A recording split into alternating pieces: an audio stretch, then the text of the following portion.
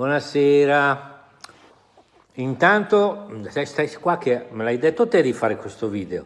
Intanto vogliamo ringraziare quella geniale virologa che credo ieri sera o l'altra sera su TG3 ha detto che probabilmente l'infezione del Covid-19 può passare anche davanti, può passare anche tramite un animale. Guarda, se fosse il mio cane mi farei uccidere piuttosto che darti retta.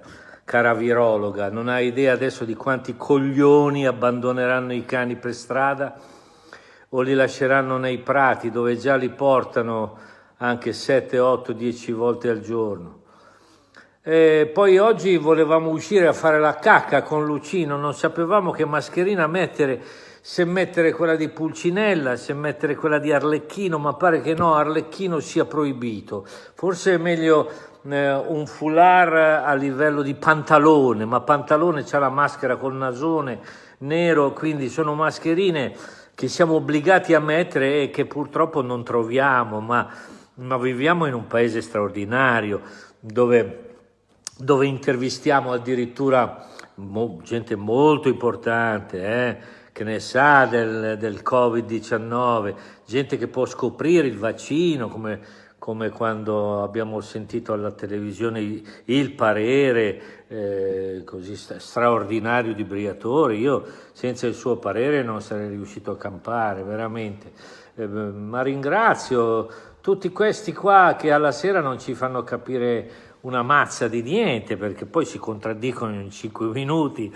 Cosa dobbiamo fare? Io spero che anche voi stiate in casa, perché pare che sia l'unica soluzione. Mascherine, non mascherine, terapie, non terapie.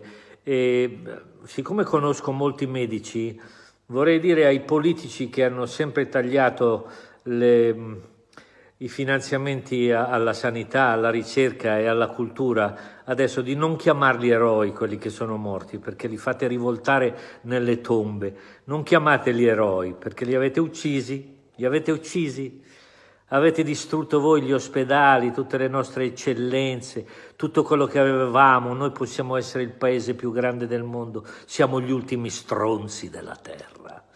Bene, adesso sto qua, aspetto che mi insultiate o che mi denunciate, ma non chiamate eroi quella povera gente che è morta perché non aveva una mascherina e non aveva o qualcosa da mettersi o un paio di guanti per colpa delle vostre finanziarie di merda. Buona salute, state in casa, è l'unico sistema.